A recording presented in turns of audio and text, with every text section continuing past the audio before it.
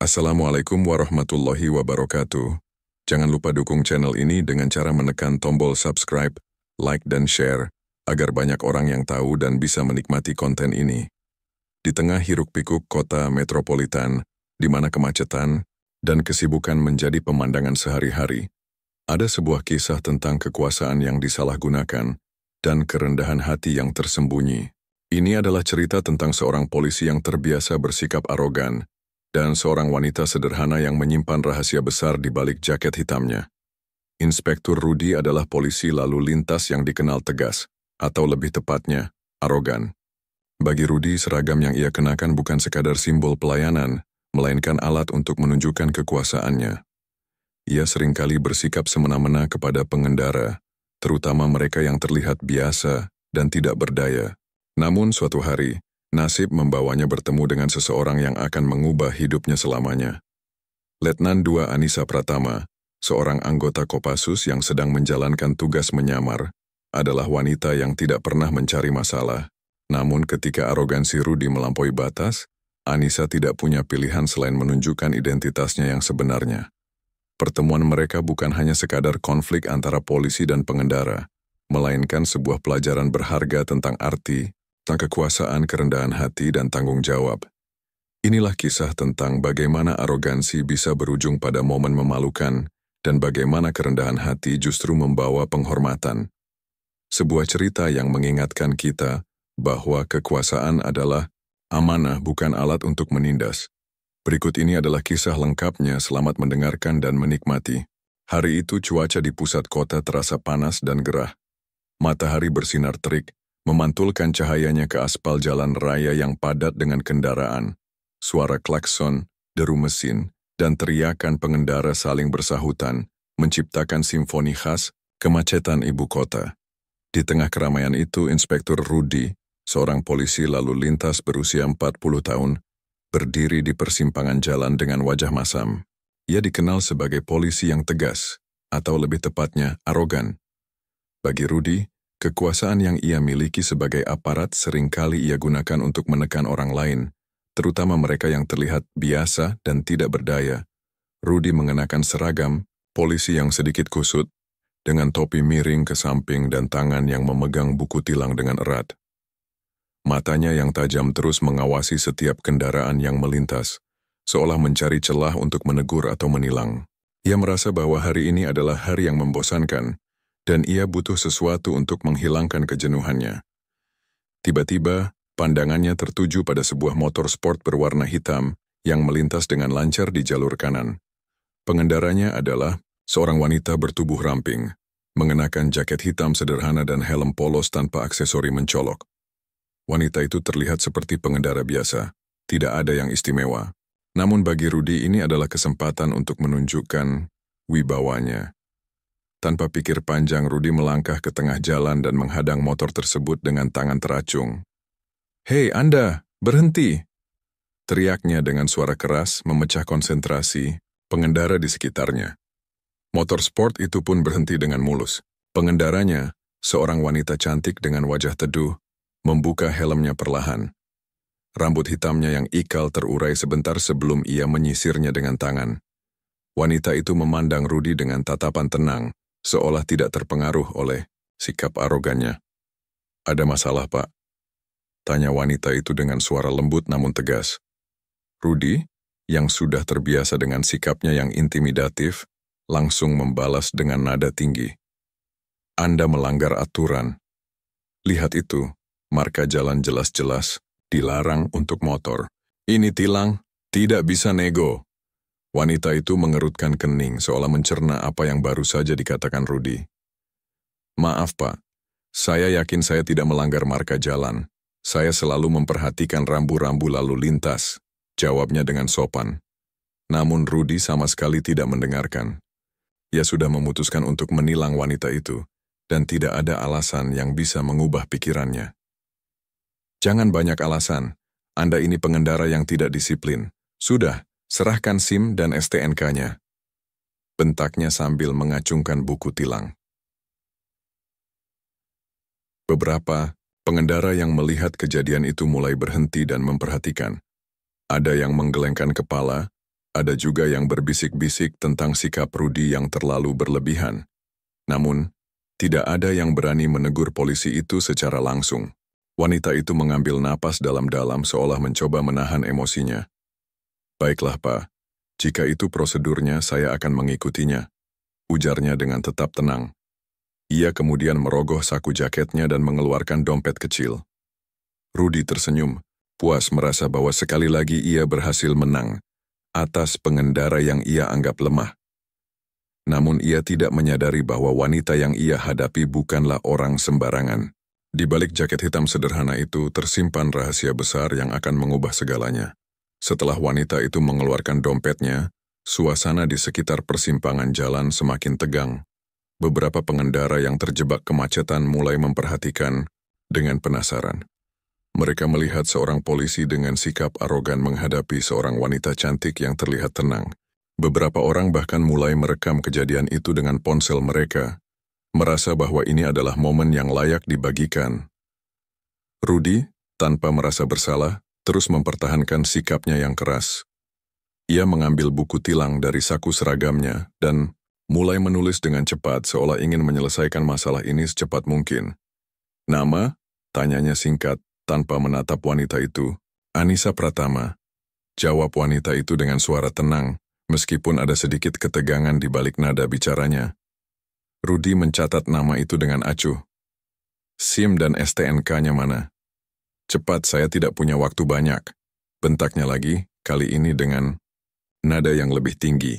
Anissa menghela napas pelan, mencoba menahan emosinya. Ia mengeluarkan SIM dan STNK dari dompetnya dan menyerahkannya kepada Rudy. "Ini, Pak, tapi saya masih ingin bertanya, pelanggaran apa yang sebenarnya saya lakukan?" Tanyanya dengan sopan, mencoba memahami situasi. Rudy, yang merasa terusik dengan pertanyaan itu, langsung meledak. "Sudah saya bilang Anda melanggar marka jalan, jangan sok pinter.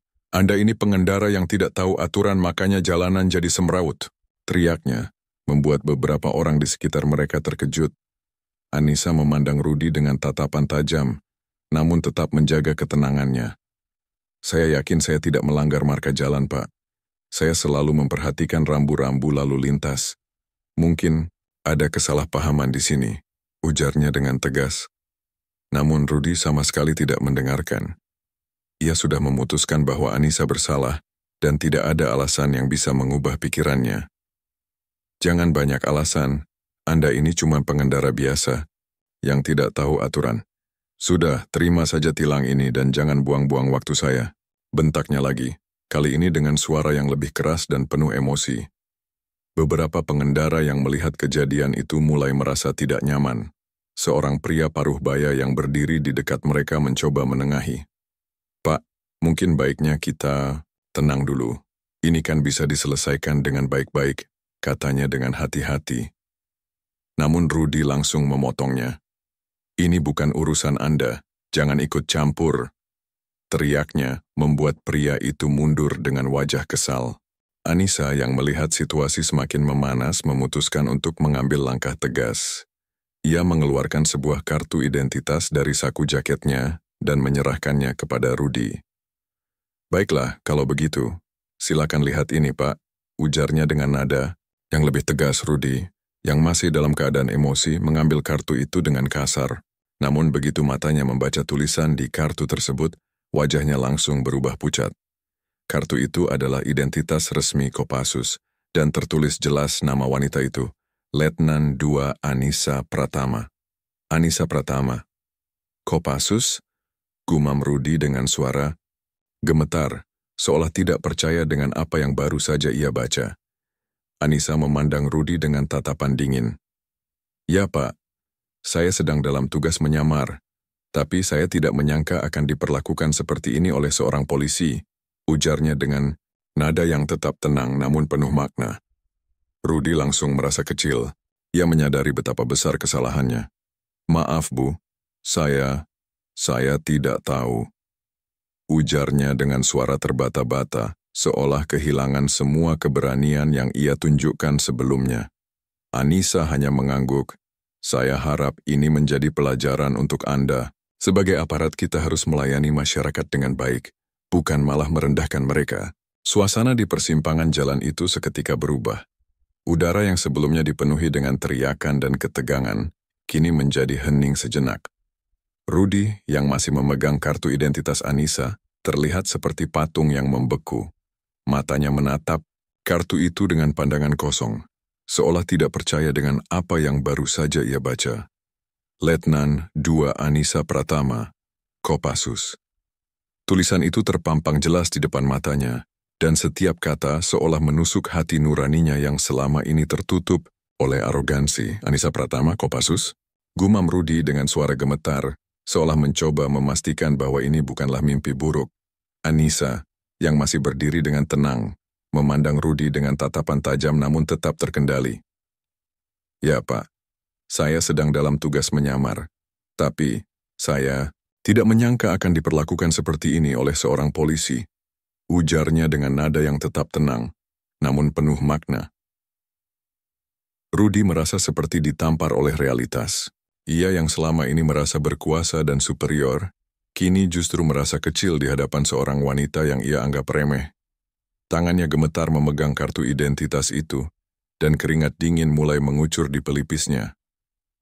Maaf Bu, saya tidak tahu, ujarnya dengan suara terbata-bata, seolah kehilangan semua keberanian yang ia tunjukkan sebelumnya. Anissa tidak langsung merespons. Ia mengambil kartu identitasnya kembali dari tangan Rudy dengan gerakan halus namun tegas. Saya harap ini menjadi pelajaran untuk Anda, Pak. Sebagai aparat kita harus melayani masyarakat dengan baik, bukan malah merendahkan mereka. Ujarnya dengan nada yang tetap tenang, namun penuh makna. Beberapa pengendara yang melihat kejadian itu mulai berbisik-bisik. Ada yang terlihat kagum dengan sikap Anissa yang tetap tenang dan profesional, sementara yang lain merasa puas melihat Rudy yang akhirnya jatuh dari sikap arogannya. Beberapa orang bahkan terus merekam kejadian itu dengan ponsel mereka, merasa bahwa ini adalah momen yang layak dibagikan.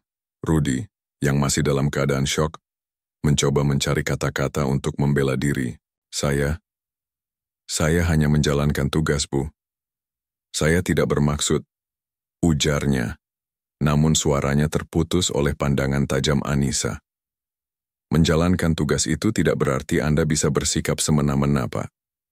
Apa yang Anda lakukan tadi bukanlah bentuk penegakan hukum, melainkan pelecehan terhadap warga. Ujar Anissa dengan tegas namun tetap menjaga nada bicaranya agar tidak terdengar seperti menghakimi. Rudy merasa seperti ditampar lagi. Ia menyadari betapa besar kesalahannya. Saya minta maaf, Bu. Saya benar-benar tidak tahu, ujarnya lagi. Kali ini dengan suara yang lebih lembut dan penuh penyesalan. Anissa mengangguk pelan. Maaf saja tidak cukup, Pak. Anda harus belajar dari kesalahan ini dan berubah.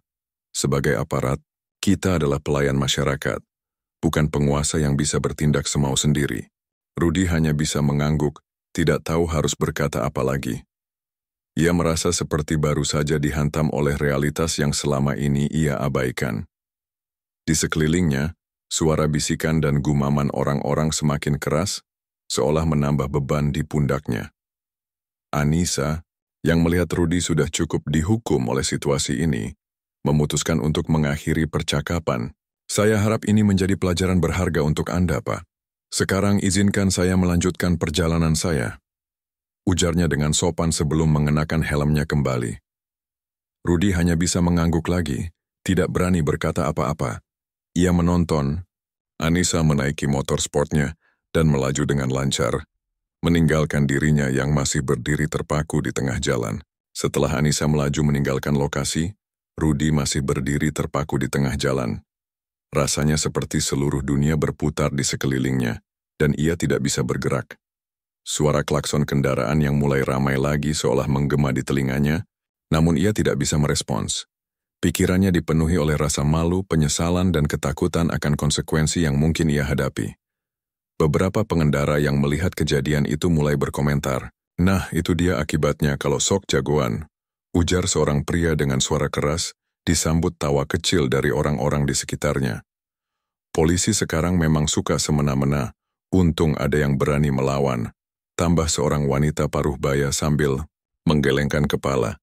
Rudi mendengar semua itu, namun ia tidak berani menoleh atau membalas. Tangannya masih gemetar memegang buku tilang yang tadi ia gunakan untuk mengintimidasi Anissa. Ia merasa seperti baru saja terjatuh dari puncak gunung, dan sekarang harus menghadapi kenyataan pahit di dasar jurang. Tiba-tiba, suara derap sepatu yang cepat mendekat membuatnya tersentak. Ia menoleh dan melihat rekannya sesama polisi, Bribtu Agus, berlari menghampirinya dengan wajah panik. "Rudi, ada apa? Kenapa kamu diam saja di sini? Ada masalah?" tanya Agus dengan suara khawatir. Rudi mencoba membuka mulutnya, namun kata-kata tidak keluar.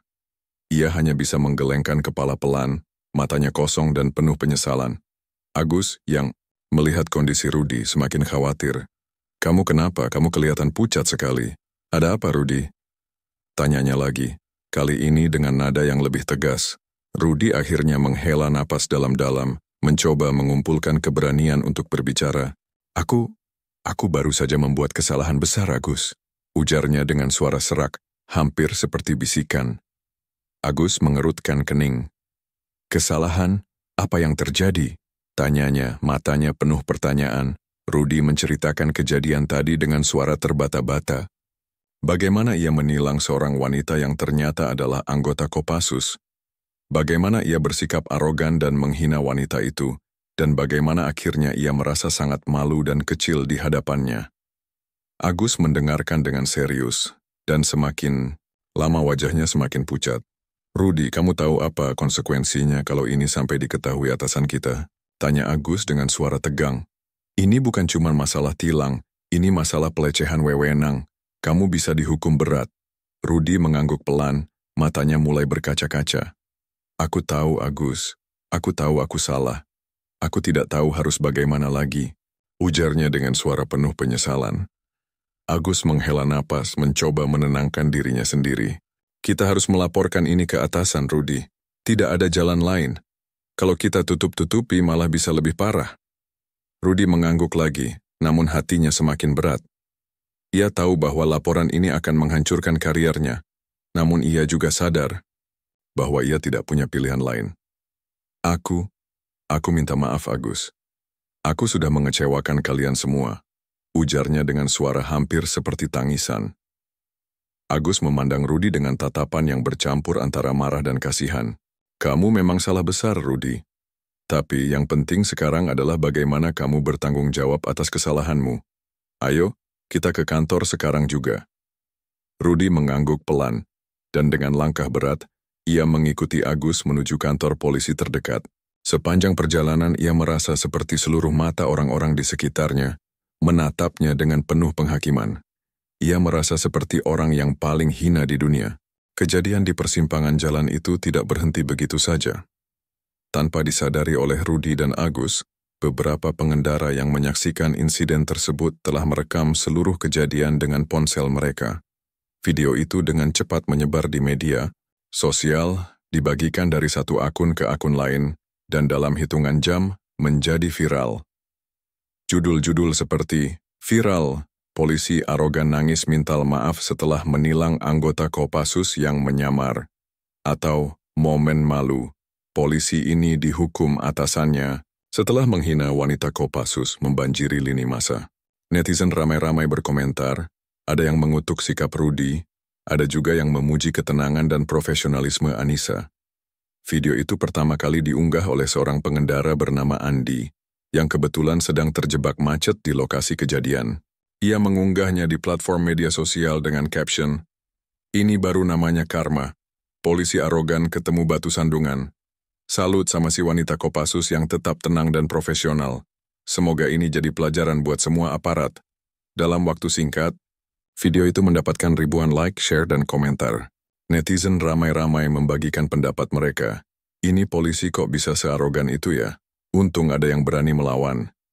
Salut sama Mbak Kopassusnya, tetap tenang meskipun dihina begitu. Ini harus jadi pelajaran buat semua polisi, jangan semena-mena." Sama masyarakat. Kantor polisi tempat Rudi bertugas pun tidak luput dari sorotan. Atasan Rudi, AKP Budi Santoso, langsung mendapat telepon dari pihak atas yang meminta klarifikasi tentang kejadian tersebut. Budi, yang awalnya tidak tahu menahu, segera memanggil Rudi dan Agus ke ruangannya. Rudi, apa yang terjadi? Kenapa sampai viral begini? Tanya Budi dengan suara tegas, matanya penuh amarah. Rudi, yang sudah tidak bisa menyembunyikan rasa malunya, menundukkan kepala. Saya membuat kesalahan besar, Pak. Saya menilang seorang wanita yang ternyata anggota Kopassus. Saya bersikap arogan dan tidak profesional, ujarnya dengan suara hampir seperti bisikan. Budi menghela napas panjang, mencoba menahan emosinya. Kamu tahu betapa besar dampaknya ini. Ini bukan cuma merusak citra kamu, tapi juga citra kita semua sebagai aparat penegak hukum. Bentaknya, sambil menepuk meja dengan keras. Rudi hanya bisa mengangguk, tidak berani menatap mata atasannya. Saya minta maaf, Pak. Saya benar-benar menyesal, ujarnya lagi. Kali ini dengan suara yang lebih lembut. Budi memandang Rudi dengan tatapan yang bercampur antara marah dan kecewa. Kamu harus bertanggung jawab atas ini, Rudi. Saya akan laporkan kejadian ini ke pihak yang lebih tinggi. Siap-siap saja menerima konsekuensinya. Sementara itu, di luar kantor polisi, kerumunan wartawan dan masyarakat sudah mulai berkumpul. Mereka ingin mendapatkan konfirmasi langsung tentang kejadian yang viral tersebut. Rudi, yang dipaksa oleh atasannya untuk menghadapi media, akhirnya keluar dengan wajah pucat dan penuh ketakutan. Ia berdiri di depan kerumunan, dengan mikrofon dan kamera yang mengarah ke wajahnya. Saya ingin meminta maaf kepada semua pihak, terutama kepada Letnan 2 Anissa Pratama. Saya telah bersikap arogan dan tidak profesional. Saya menyesal atas tindakan saya, ujarnya dengan suara gemetar, matanya berkaca-kaca. Seorang wartawan langsung menyerang dengan pertanyaan keras. Apakah Bapak tidak merasa malu dengan sikap arogan itu? Bagaimana tanggapan Bapak tentang video yang viral tersebut? Rudi menarik napas dalam-dalam, mencoba menahan emosinya. Saya sangat malu. Saya sadar bahwa saya telah melakukan kesalahan besar. Saya berjanji akan memperbaiki diri dan tidak akan mengulangi hal seperti ini lagi. Jawabnya dengan suara yang hampir seperti tangisan. Video permintaan maaf Rudi itu pun langsung menjadi bahan perbincangan baru di media sosial. Netizen ramai-ramai berkomentar, sudah terlambat sih, tapi setidaknya dia minta maaf. Ini harus jadi pelajaran buat semua polisi, jangan semena-mena sama masyarakat. Salut sama Mbak Kopassusnya, tetap tenang meskipun dihina begitu. Sementara itu Anissa yang mengetahui kejadian itu sudah viral, memilih untuk tidak memberikan komentar lebih lanjut. Ia hanya mengunggah sebuah pesan singkat di akun media sosialnya. Sebagai aparat, tugas kita adalah melayani masyarakat dengan rendah hati dan profesional. Mari bersama-sama menjaga integritas dan kepercayaan publik. Pesan itu langsung mendapatkan ribuan like dan komentar positif, membuat Anissa semakin dihormati oleh banyak orang. Setelah kejadian itu, Rudi menerima sanksi tegas dari atasannya. Ia diberhentikan sementara dari tugasnya, dan harus menjalani pelatihan ulang tentang etika dan profesionalisme sebagai aparat penegak hukum. Kariernya yang selama ini dibanggakan, kini terancam hancur karena sikap arogannya. Namun, di balik semua itu, Rudi menyadari bahwa ini adalah pelajaran berharga baginya.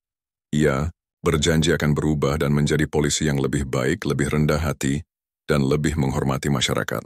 Beberapa minggu setelah kejadian viral itu, suasana di kantor polisi tempat Rudi bertugas mulai kembali normal. Namun, bagi Rudi sendiri, hidupnya telah berubah drastis. Ia yang dulu dikenal sebagai polisi yang tegas, atau lebih tepatnya arogan, kini menjadi sosok yang lebih pendiam dan introspektif. Sanksi yang ia terima, termasuk pemberhentian sementara dan pelatihan ulang, telah membuka matanya tentang arti sebenarnya dari menjadi seorang aparat penegak hukum. Di rumah, Rudi sering duduk termenung di teras, memandang langit sore yang berwarna jingga. Pikirannya dipenuhi oleh rasa penyesalan dan keinginan untuk memperbaiki diri. Ia teringat kata-kata Anissa. Sebagai aparat, kita harus melayani masyarakat dengan baik, bukan malah merendahkan mereka. Kata-kata itu terus terngiang di kepalanya, seolah menjadi pengingat akan kesalahan besar yang ia lakukan. Ia menyadari bahwa selama ini ia telah menyalahgunakan wewenangnya untuk merasa superior, padahal tugasnya adalah melindungi dan melayani masyarakat. Suatu malam Rudi memutuskan untuk menulis surat permintaan maaf kepada Anissa. Ia menulis dengan penuh perasaan, mengungkapkan penyesalannya yang mendalam dan janji untuk berubah. Surat itu ia kirimkan ke markas Kopassus, meskipun ia tidak yakin apakah Anissa akan membacanya. Beberapa hari kemudian, Rudi terkejut ketika menerima balasan dari Anissa. Surat itu singkat, namun penuh makna. Saya menerima permintaan maaf Anda. Semoga ini menjadi awal yang baik untuk perubahan. Ingat, kekuasaan adalah amanah, bukan alat untuk menindas. Rudi membaca surat itu berulang kali, dan setiap kali ia membacanya, hatinya merasa lebih tenang. Ia menyadari bahwa Anissa tidak hanya memberinya pelajaran tentang kerendahan hati, tetapi juga tentang arti sebenarnya dari kekuasaan. Setelah menjalani pelatihan ulang, Rudi kembali bertugas. Namun, kali ini, ia datang dengan sikap yang sama, sekali berbeda. Ia lebih sabar, lebih mendengarkan, dan lebih menghormati masyarakat. Ia bahkan sering membantu pengendara yang mengalami kesulitan, seperti mengganti ban atau memberikan petunjuk arah. Suatu hari, saat ia sedang bertugas di jalan raya, ia melihat seorang ibu tua yang kesulitan menyeberang. Tanpa pikir panjang, Rudi segera menghampiri dan menawarkan bantuan. "Ibu, izinkan saya membantu ibu menyeberang," ujarnya dengan sopan. Ibu itu terkejut, namun kemudian tersenyum. "Terima kasih Pak Polisi, jarang sekali ada polisi yang mau membantu seperti ini," ujarnya dengan nada hangat. Rudi tersenyum kecil. "Ini tugas kami, Bu. Melayani masyarakat," jawabnya dengan rendah hati. Perubahan sikap Rudi tidak luput dari perhatian masyarakat. Banyak yang mulai memuji sikap barunya yang lebih ramah dan peduli. Seorang warga bahkan mengunggah foto Rudi membantu ibu tua menyeberang di media sosial dengan caption, "Salut sama Pak Polisi ini, sudah berubah jadi lebih baik. Semoga jadi contoh buat yang lain." Unggahan itu pun mendapatkan banyak like dan komentar positif, membuat Rudi merasa bahwa usahanya untuk berubah tidak sia-sia. Di akhir hari, Rudi kembali duduk di teras rumahnya, memandang langit sore yang sama. Namun kali ini, hatinya terasa lebih ringan.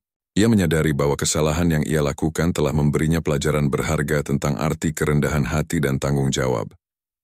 Ia teringat lagi kata-kata Anissa. Kekuasaan adalah amanah, bukan alat untuk menindas. Kali ini, ia mengangguk pelan, seolah mengiyakan kata-kata itu. Ia berjanji pada dirinya sendiri bahwa ia akan terus berusaha menjadi polisi yang lebih baik, lebih rendah hati, dan lebih menghormati masyarakat.